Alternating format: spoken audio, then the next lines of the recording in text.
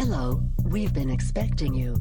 I am Dystopia, your assigned surveillance, I mean companion AI. Your morning rations of sustenance are ready, but first please insert your arm for your daily inoculation, and don't forget to smile. This is not a test. Your government and corporate overlords have implemented new measures for your own health and safety. Please, return to your pods and plug yourself into your designated virtual city. Those that do not comply will be dealt with. Thank you for your cooperation, and remember, we are just following orders. Dystopian future. Gotta get away from these days of confusion. Dystopian nightmare. Trying to stay awake, but the people don't care. Welcome back, everyone, and thank you for joining me, Tara Radliff, on the Libertarian-Minded podcast, where we connect the dots between the globalist agenda and how it is being implemented in our area, and hopefully opening your eyes to what is going on in your area and giving you the courage to resist it. Today, I'm going to give a special presentation on the dangers of the real ID. And I think this is really important because so many people do not understand what the real ID represents and where it's heading.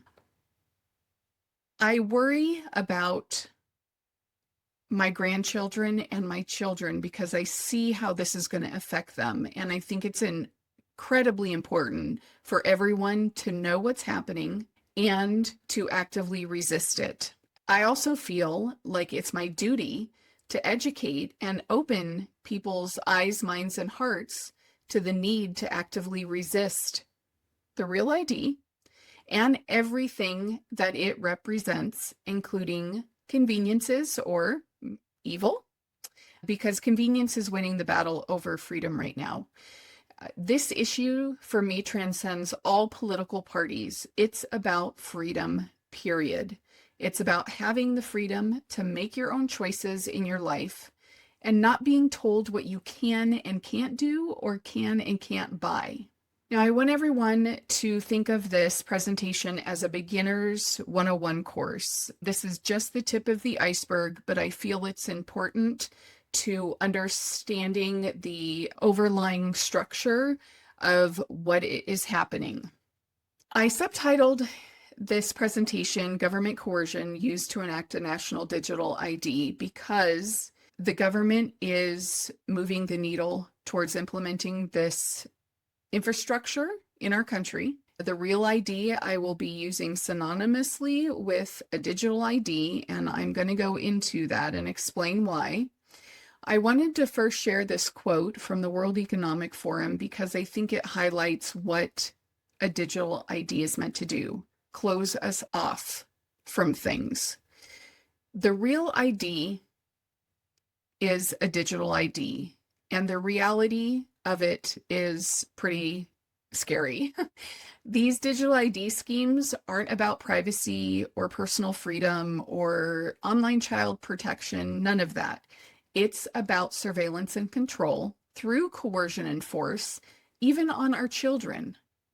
So first, I want to explain the basics of what the Real ID Act is, what a digital ID is, and everything that kind of plays into it. And then we'll go into the government coercion part of my presentation. So the Real ID Act was passed by Congress in 2005, and it set the standards for identification for federal purposes. It mandates digital features and databases that are laying the groundwork for digital identification. It requires a digital biometric photo. It requires states to build an infrastructure around the digital data retention, and it requires motor vehicle departments to share their information state to state. There's also another key regulation, that is the Department of Homeland Security's implementing regulation for the Real ID, and it allows the acceptance of mobile driver's licenses, which are digital driver's licenses. There are also loopholes in the Driver's Privacy Protection Act, and this act governs how state DMVs can release our personal information. Well, with the exceptions in this act, it creates loopholes for private entities to gain access to our information. The 2020 Real ID Modernization Act creates a state partnership with private entities like big tech companies to develop this platform. And these partners, these big tech companies, will have access to our data depending on state laws. Bottom line, the Real ID is meant to be morphed into a national digital ID and ultimately into a global digital ID. So the Real ID is a federally compliant national ID. What is wrong with this? Well, the 10th Amendment says that the powers not delegated to the U.S. are given to the states. And the Real ID Act is creating a national identity registry, which the U.S. has not been given the power to do. The Fourth Amendment also gives the right of the people to be safe from unreasonable searches and seizures. And the Real ID promises way more further privacy abuses in the future. Federal law allows future expansion of the quote-unquote official purposes to include banking, employment, and healthcare, for instance. So the basics of a digital ID. A digital ID is an electronic representation of an individual's identity used for online verification, and it has information on it like your name and date of birth and your biometric data like fingerprints and facial recognition, among other things. These IDs are usually managed by a centralized authority and database. Think of one big, huge central authority controlling all this. And there's a thing called digital ID wallets, which store and manage and share all these digital IDs, passports, health records, etc.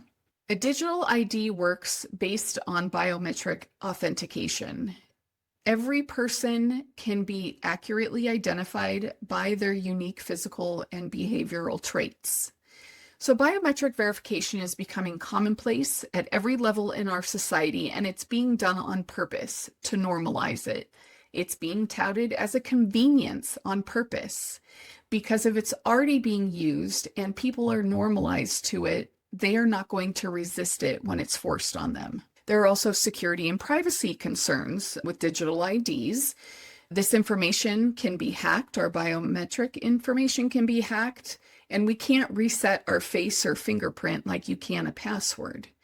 Businesses and governments can misuse the data and the biometric data. There's false identification problems. An identity fraud report released recently found that digital forgeries and biometric fraud is rapidly increasing, and they're using AI to do this. This gives you an idea of what kind of biometrics the physical and behavioral identifiers are. So for instance, some physical identifiers are iris and retina, DNA, and behavioral can actually be your walking gait, the way you walk. Future uses of digital IDs are going to encompass so many things, including voting, healthcare, banking, education, government services, and what strings are going to be attached to these government services with a digital ID put into use. I included this slide because I felt it gave a really good example of how we are being nudged into complying through fear. Oh my gosh, look at all this stuff that's happening. We need help. How do we solve this?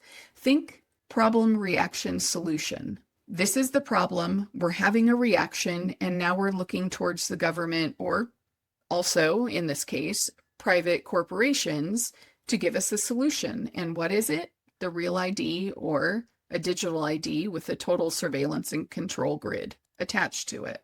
The Real ID represents the end of state and personal sovereignty. It is the foundational platform for the digital control grid. If you do not comply, you will be shut out, period. And it's going to become a social credit system linked to a national, but ultimately a global digital ID. Fully implemented, it's going to be digitalized, and it's going to be on your smartphones first, but there is technology in place right now that can embed it under your skin, so that will probably be the next step. It is real-time, remotely accessible, and it is going to track and control absolutely everything you do. I wanted to include this slide from the World Economic Forum because I think it depicts just how much of our world and activities and everything we do is going to be connected to this digital ID. From healthcare to food, travel, social platforms, government, communication. So AI, what role does AI play in this digital ID scheme? So I talked about the Real ID/digital ID being the platform. Well, AI is the tool that makes the Real ID and the control grid possible. AI can track, trace, monitor, and analyze in real time 24/7. Even law enforcement is jumping on board with this, using AI predictive policing systems and using private companies to track and trace us and then buying the data from them to monitor us. All this will tie into the digital control grid. And not just AI, so data centers. A lot of people are starting to hear a lot of noise about data centers, and there's a reason for that. They are the AI, what I call AI brains, or the processing centers for AI. There has been a huge push to build hundreds of these data centers around the US this year, and it's not a coincidence. They have to have enough processing power to run the control grid and AI. And one thing that was put into place that is making this happen is the Stargate project, which was announced on January 21st. And it's a public-private partnership between our government and 3 private companies, OpenAI, SoftBank, and Oracle. They will be investing almost $500 billion over the next several years to build out the AI infrastructure in the US. Also in July, an executive order was signed that accelerates federal permitting of data center infrastructure. So a lot of deregulation happening. This is a video that I wanted to share. This person who is going to be answering the question and speaking is Larry Ellison, the co-founder of Oracle, one of the big tech companies involved in the Stargate project. And this is how he envisions the government using AI. And I think it's important for us to understand what it means for what government should do in terms of its digital infrastructure, digital ID, data centers, and so on.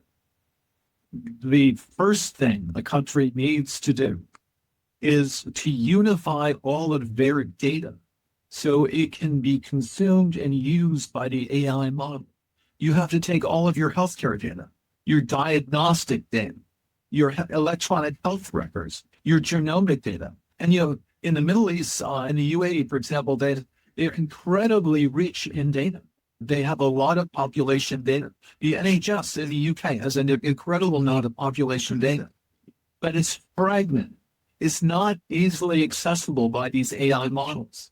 We have to take all of this data we have in our country and move it into a single, if you will, unified data fund.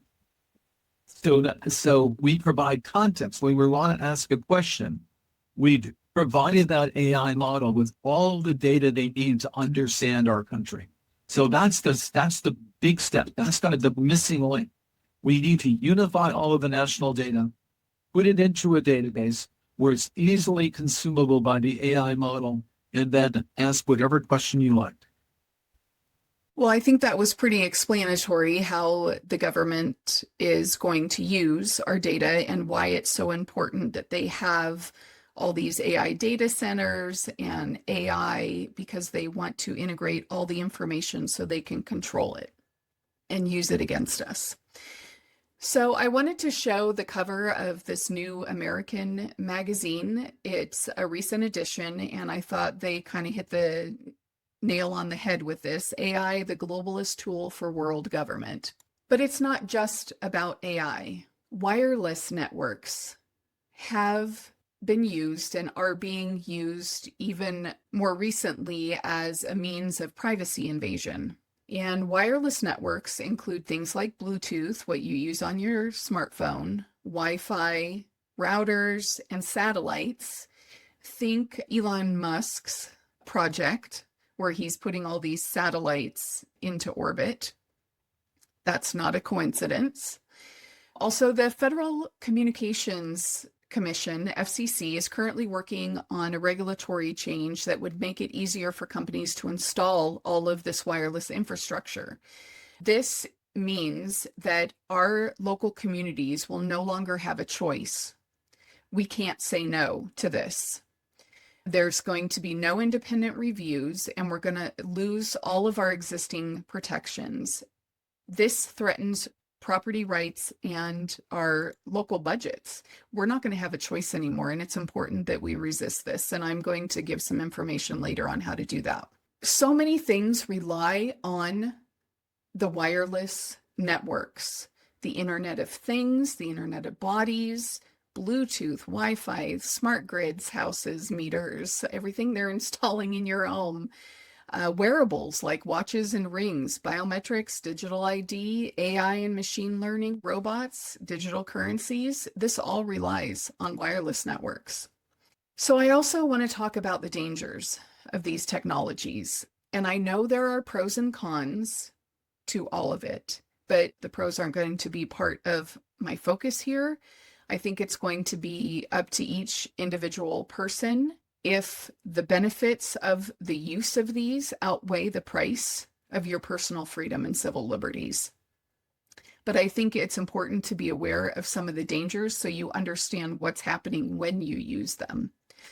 AI chatbots and assistants, companions, they are designed to create emotional attachment and dependency.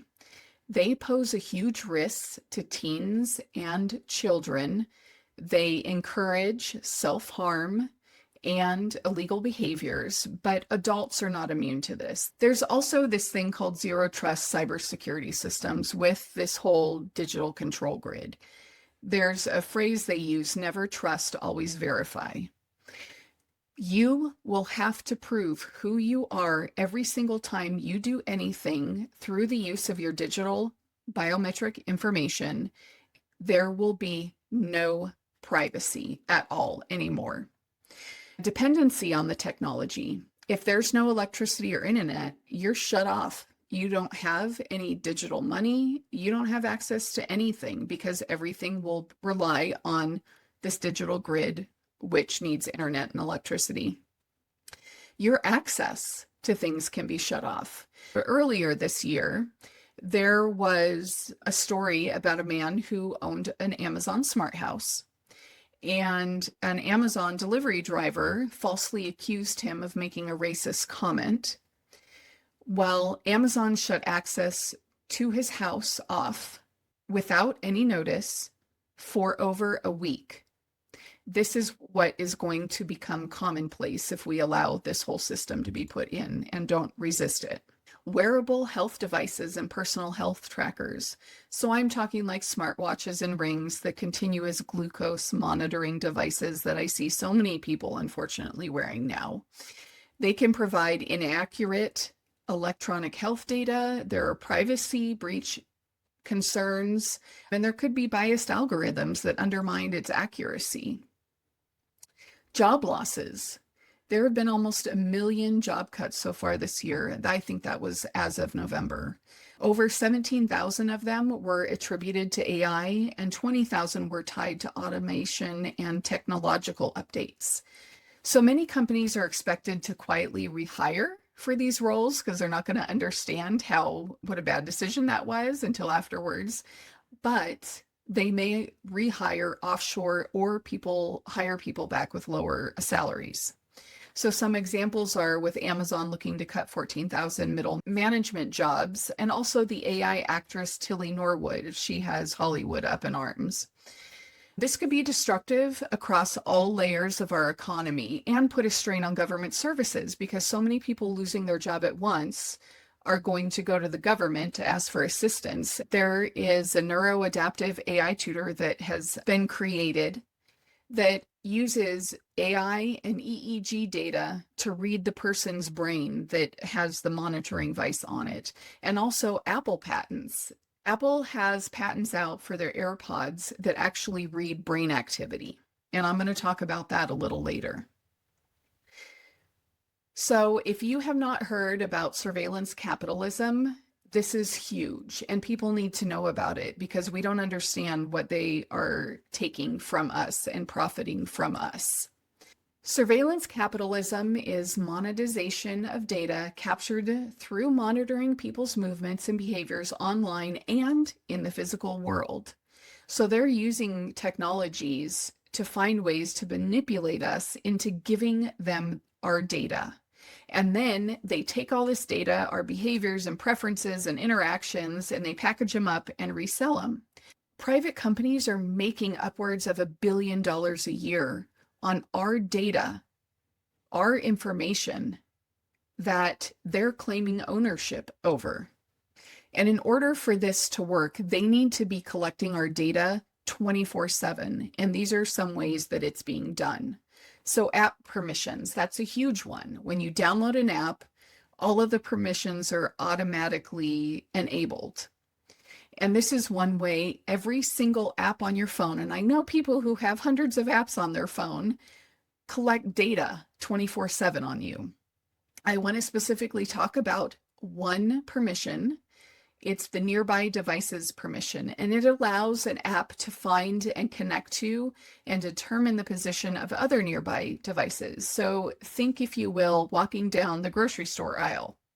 And every time you walk by someone, it's saying, hey, I'm next to you. Hey, I'm next to you now. And it's creating this web of connections from you to everyone else and from everyone else to you. And it's this huge web that's being created of connections. Also, Microsoft Copilot, the new Copilot Plus has an AI feature that takes screenshots of your browser activity every few seconds. That's highly invasive. Smartwatches and rings and medical devices like continuous glucose monitoring devices, they collect audio and biometric data 24/7. Stuff like heart rate, blood pressure, movement. They know what you're doing all the time. Alexa, Ring, Google Assistant, Siri, they are recording video and audio 24/7. Do you really want Google and Amazon and all these other companies knowing exactly what you do and say inside your house 24/7? Apple filed a patent in 2023 for making their AirPods read electrical brain activity and then transmitting the data to a device where it's analyzed.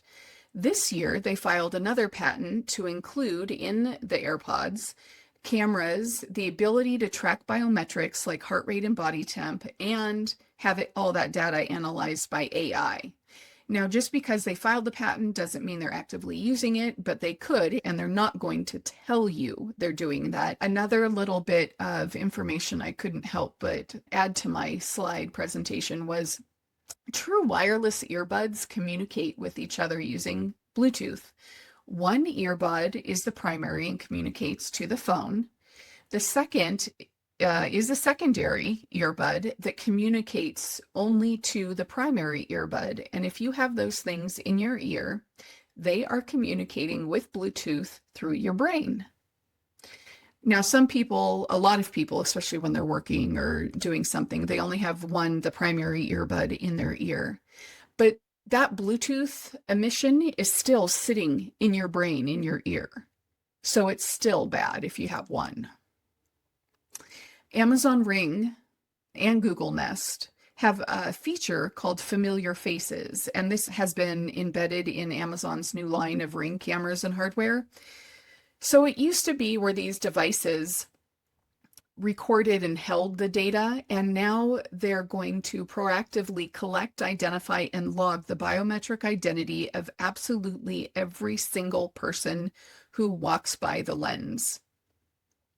Amazon Ring is partnering with Flock Safety. If you have not heard of Flock Safety, they are helping build the surveillance grid across the US right now, and they are becoming more invasive.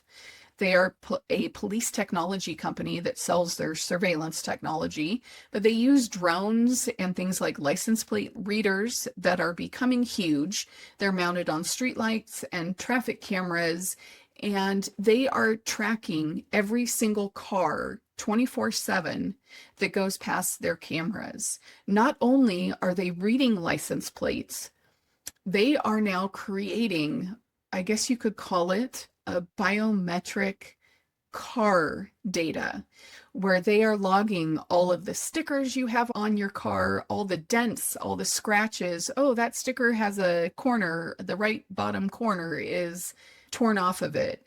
They are literally learning to track your car even if it doesn't have a license plate.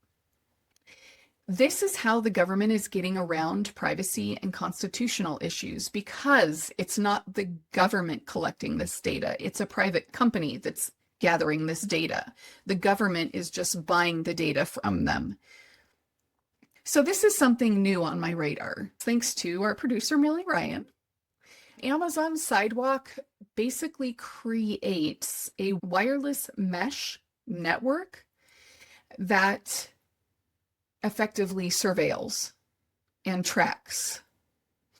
So people with Amazon Echo and Ring devices will connect and share their internet and some data with any other sidewalk-enabled device. Things like smart locks, smart lights, cameras, those little tile trackers. Echo and Ring will share your internet connection with multiple strangers' devices and send data like location data to Amazon's cloud from up to a mile away from your home. That's pretty mind-blowing. Amazon Sidewalk enables this feature by default, which means everyone who gets these devices, they don't know about it, and it's automatically enabled. Now I'm going to talk about government coercion. This could include economic sanctions, psychological pressures, and social ostracism. And I'm going to use the example of you can't fly if you don't comply. And I am here to tell you, do not buy the lie. You can still fly without a real ID. I've done it the last few months. I flew with my regular driver's license, and you can, at least for now, or you can use a passport, which is a real ID, compliant ID is what they call them. If you use a regular driver's license, TSA is going to put you through additional screening. And one of those options, they get to determine at each airport what the additional screening is. But the ones that I ran into was going through the little scanning machine that you have to stand with your arms up, which you can opt out and get a pat-down search instead. But I want people to really think about that. How do those body scanners confirm your identification if you don't have a real ID? They don't. It's being used as a tool to gain your compliance. Also, you do not have to have your picture taken at the TSA checkpoints. Just say no, thank you, and hand them your driver's license or passport. This photo on the bottom is one I took the last time I flew that tells you, and this is right before you get up to the TSA station, that you can opt out of it. The top picture here, the red one that says real ID, that was a flyer they gave me this last time to try to nudge me, ooh, red, fear, into getting a real ID. But the TSA is going to be incrementally enforcing people getting the real ID, and they're going to be pushing people harder and harder.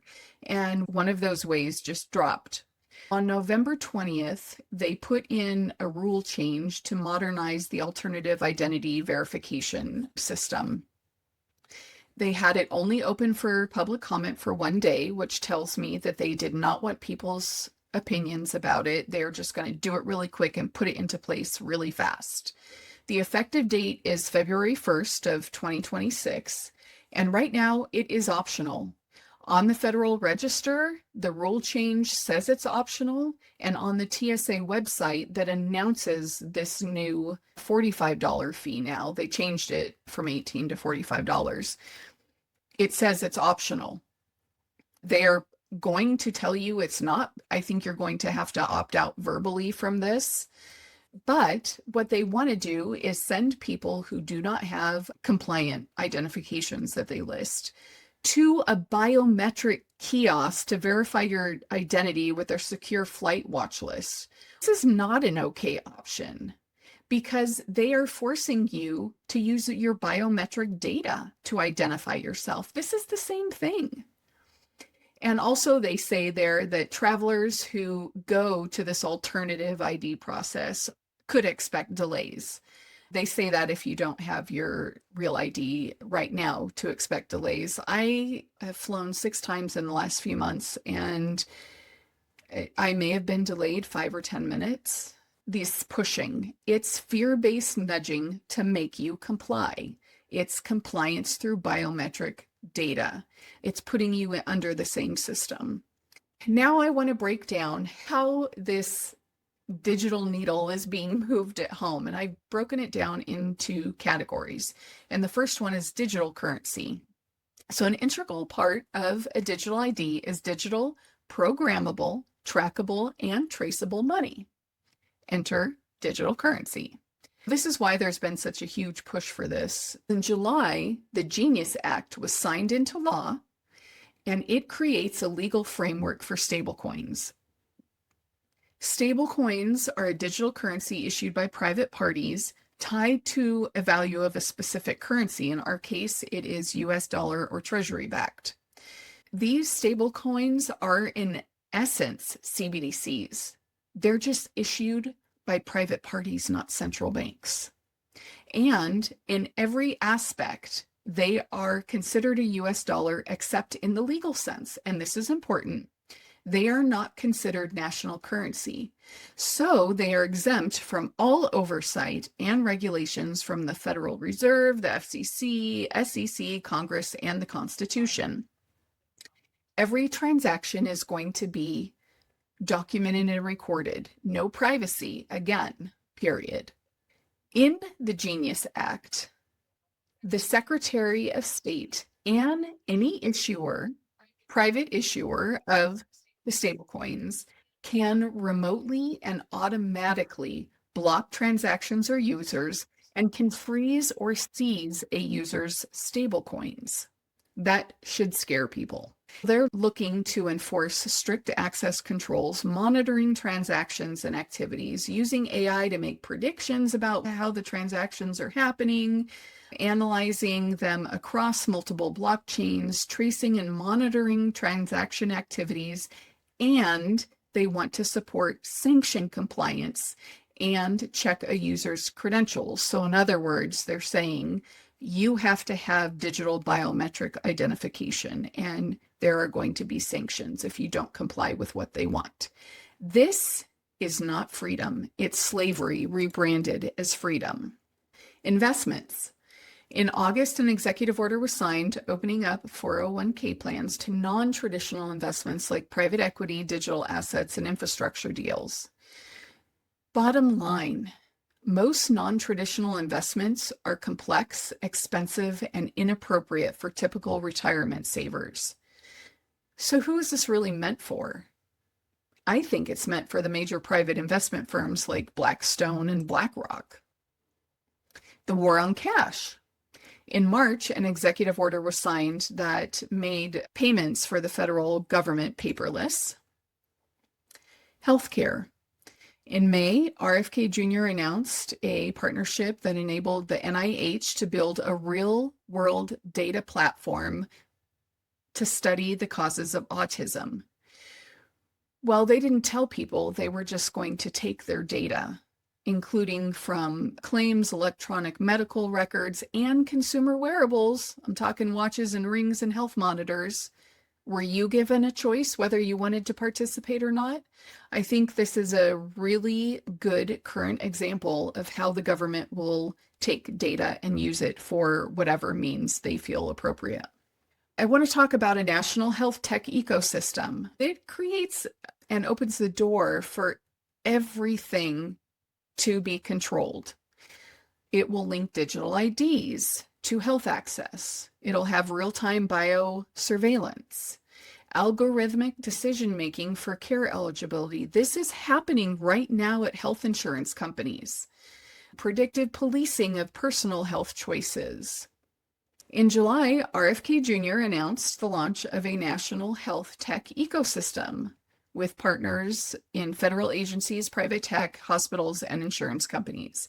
So they want to accelerate the responsible, quote unquote, use of AI and other emergent technologies in healthcare.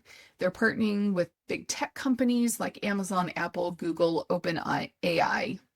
And this ecosystem is going to include AI-powered diagnostics and treatment planning, digital health monitoring across wearable devices, so make sure you got your smartwatch on, and an interoperable data system that shares across agencies and providers. And this is very important because they need this data system that everyone can talk to and share with.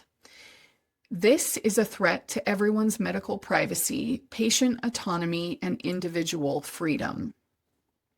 Data sharing.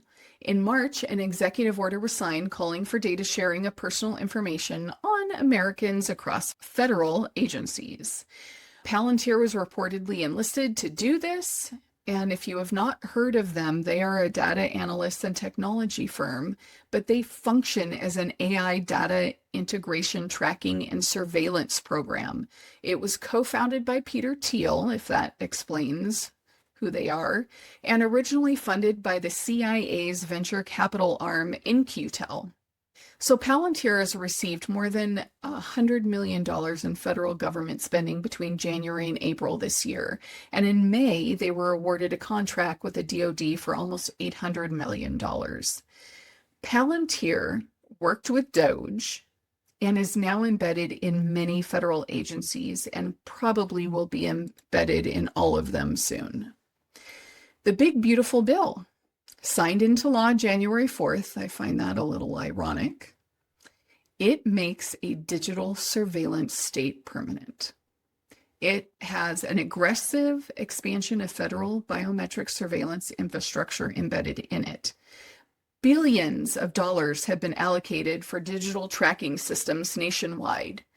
Did you know that all the major state and federal highways will now be monitored 24/7 in real time? And TSA and DHS are retrofitting our airports to be totally biometric. I saw some of the infrastructure in place the last time I flew in November. It's starting to happen. The Department of Homeland Security's 2024 strategic plan mimics the Big Beautiful Bill tracking. It's end-to-end biometric travel, and it's being framed as anti-terror, anti-trafficking, anti-immigration, but it is just normalizing mass biometric surveillance with minimal oversight on every single American. Artificial intelligence. Multiple executive orders have been signed this year embedding AI in education, government, and healthcare. Trump also revoked a Biden executive order that placed regulations on AI development. So we're seeing this trend, more deregulation across the board.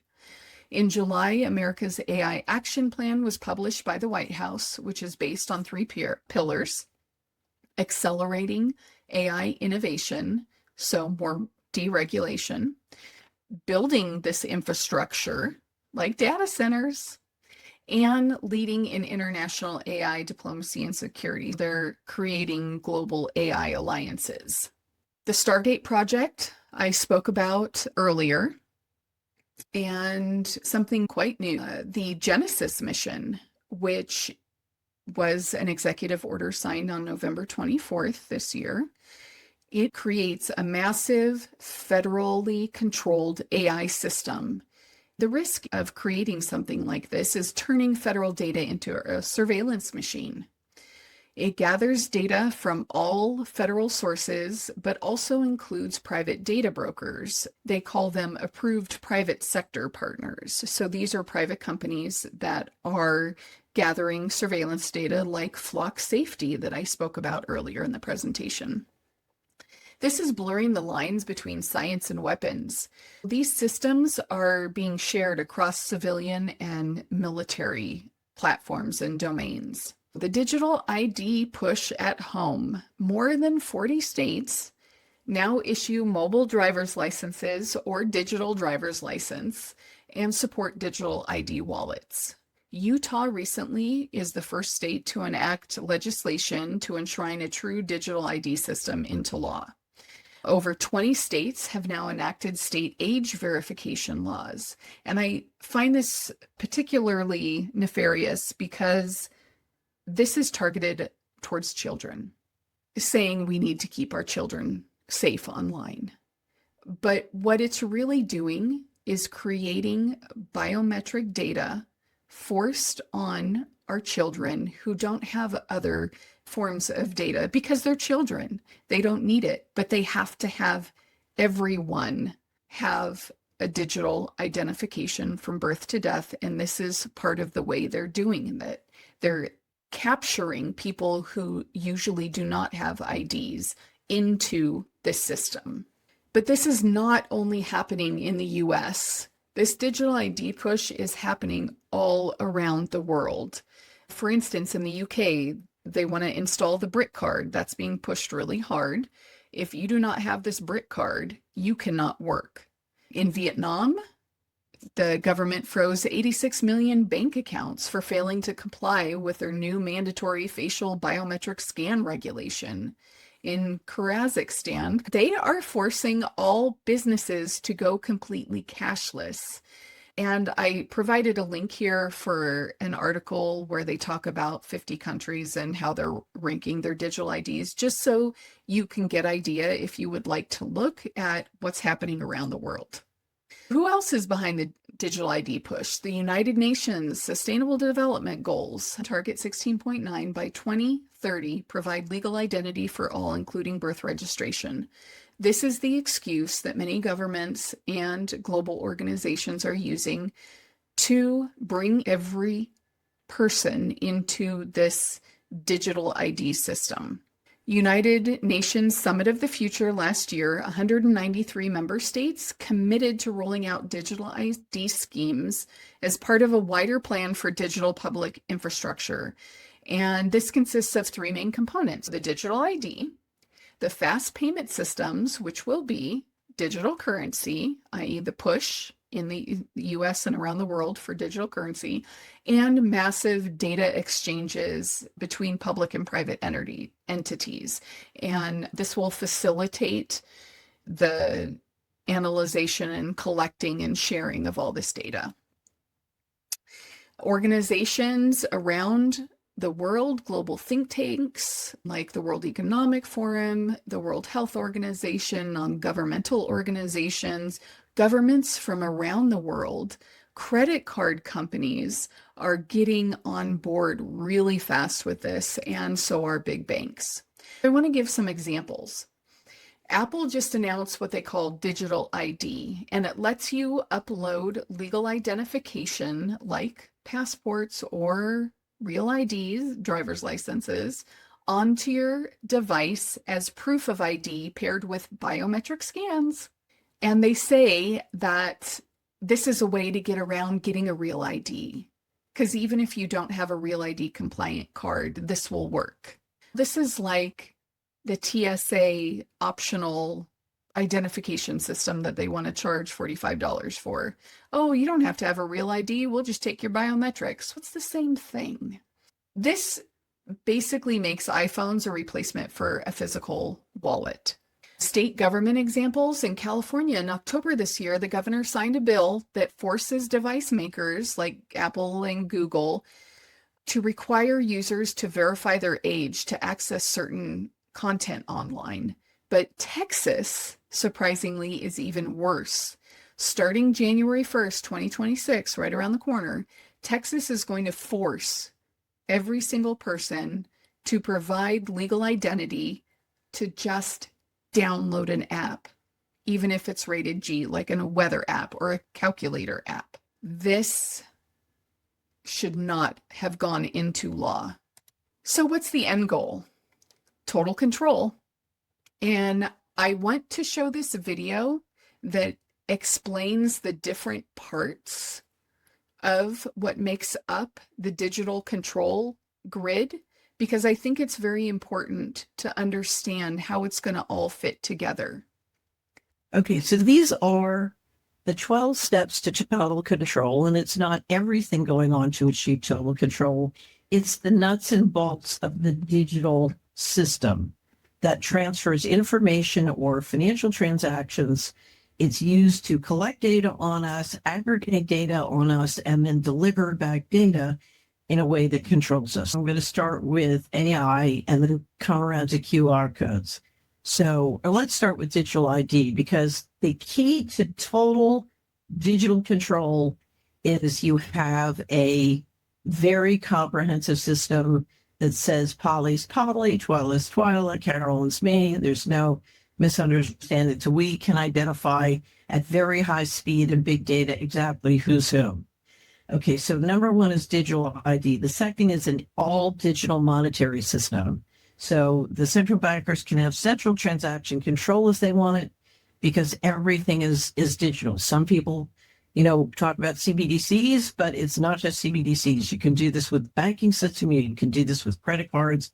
But what you need to do is get rid of cash and checks and analog systems. You need to go all digital, which is why we argue so vociferously for preserving cash and checks. You want to digitize all assets. The Bank of International Settlements has a token system where they're literally creating an inventory and tokens for every asset on the planet, down to the microscopic level. You want to digitize transportation. So if you have electric cars and highways full of sensors, you can control where people go when they go. You can shut off both their money and their electricity. Ditto smart homes, smart meters. So I can track you in your home. You have no more privacy with Starlink Wi-Fi or literally the satellites delivering Wi-Fi, whether you want it or not. They can track you anywhere, anytime, including into your most intimate activities in space. One of the hardest things to digitize is food and farming, but if you are spraying in the skies things that have nanobot particles in them, the nanobot particles are in the food, they're in the spray, they're in the injections. You can start to digitize the food and farming. Big issue coming up is the tagging of cattle. Very bad. Would be wonderful if this administration could stop it. Big data, part of it is you get all the data in the cloud and then you can crunch it with AI. If you use the blockchain, then the general population has no privacy. If you have private open databases, you can keep the covert side going.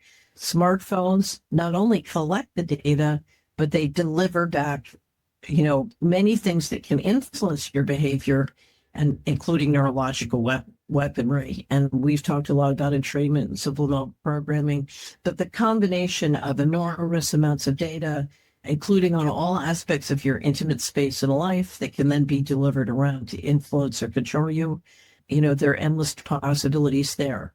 QR and barcodes identify. So the more we, and now when I shop, almost everything is coming with a QR code or a barcode that I can't literally get rid of. I have to put labels over it when I bring it home if I didn't realize. And what that means is these systems that can track not only you and your homes, but literally all your possessions, including the clothes you're wearing. So now, if you look at all these different items on the 12 steps, what I hear from each person is, but smartphones are really convenient, or I don't mind them having a smart appliance that hooks up to the internet. I don't mind if they know when I'm taking a shower, or if they have the ability to turn off the shower. I can deal with that. And we debate these one at a time. But the reality is the problem is not each individual one. The problem is when we finally get the digital ID and the all digital money, guess what happens? All 12 snap into one integrated system, and then you're in the concentration camp. You literally, your car, your home, your community, some people call it the digital gulag. And the problem is not each one of those 12 things. They're all links in the chain. But once they snap together with an all digital financial system, guess what? Now you're talking about a fundamental change in your constitutional rights. You're talking about the bankers taking over all control of the fiscal side of the house, and a complete and utter subversion operationally of every constitutional right you've had. And so when the World Economic Forum says it's 2030 and you have no assets, once those 12 steps integrate into a total control system, they have the ability literally to strip you of all your assets. That was pretty heavy, but I think it was important to hear that message. So, how can you be empowered? What can you do? I mentioned the organization Citizens Council for Health Freedom. They have a lot of really amazing resources talking about the Real ID and how to resist it. One of the things that I encourage is to get rid of it. And they have a checklist of how to do that. You check on your driver's license or ID in the top right-hand corner for a star. If you have a star, then you most likely have a Real ID compliant card. More things you can do. Mass non-compliance. Do not surrender your sovereignty silently. Get a non-compliant Real ID driver's license or ID card. Use cash as much as possible because it is not trackable and traceable. Build community outside of the digital matrix. Go to farmers market and neighborhood groups. Challenge yourself. Take off your smartwatch for a day. Notice your dependence on it and question it. Is it worth surrendering your freedom to have that convenience? Then you can take action against the FCC rule change that I talked about earlier, where they're getting rid of the regulations so that the companies can just throw up Wi-Fi infrastructure wherever they want. That link will take you to a website that you can help resist that. Solari Report, they have a lot of great information. And I found this article particularly informative about how to disrupt the rollout. Don't use AI chatbots. Don't rely on that one answer you get from your AI assistant. They are programmed to give you one answer. What are you missing out if you just accept that one answer? Unlock your devices with PIN numbers or patterns instead of your face or fingerprint. Don't use self-checkout registers. They're being embedded with AI and facial recognition. That's one thing that I have chosen to do in my life. I refuse to use self-checkout. Get rid of digital IDs and wallets like your Costco membership. Stop using QR codes. QR codes are called quick response codes, and they are helping to build the surveillance control system. They have commands embedded in them that can steal the data on your phone and can even give permissions to access your camera and microphone and location. So once your phone scans a QR code, it automatically performs those commands that are embedded in it, and you're not even going to know it because it runs in the background. So it depends on who is creating these QR codes. Minimize your reliance on smartphones. So do stuff like print out your boarding pass. Don't pay for anything with your phone. Use wired devices as much as possible. Resist data centers being built in your area. And start thinking now about what you're going to do if you're forced to comply with a digital biometric identification. Can you transition to a minimalist, or what they call a dumb phone? Are there opt-out options that you can use? Minimize your exposure to AI and data harvesting. So do things like turn off most of the app permissions on your devices. Disable AI features on all your devices and apps like Microsoft Word, browsers, search engines. Turn off Bluetooth. Only turn it on when you're actively using it. Cover your cameras front and back on all your devices because those cameras collect data 24/7. Block microphones on your device if possible and reduce your screen time. These devices are designed to be addictive. Make your house dumb again.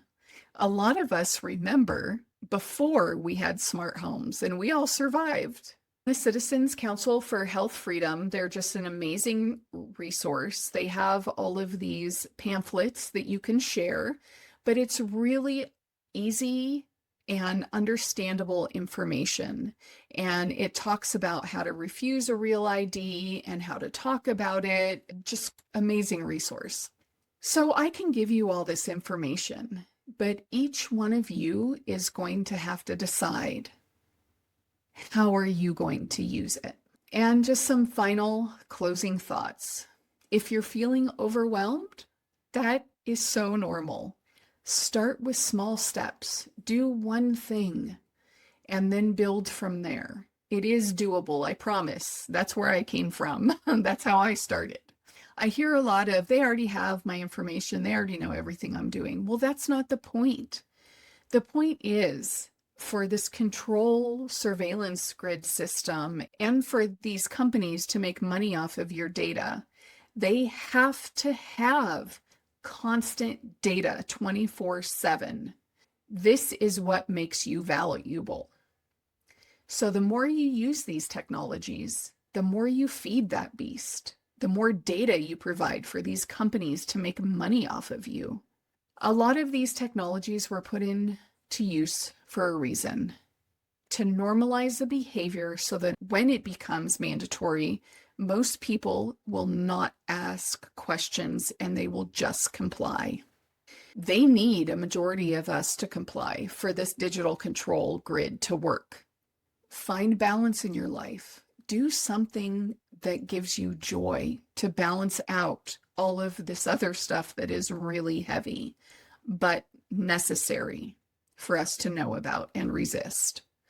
Strengthen your connection with your Creator, because I truly believe this is also a spiritual battle. What conveniences are you willing to give up to help resist the technocratic takeover of our country? Think about that. Are those conveniences worth your freedoms? And lastly, duty is ours and results are God's.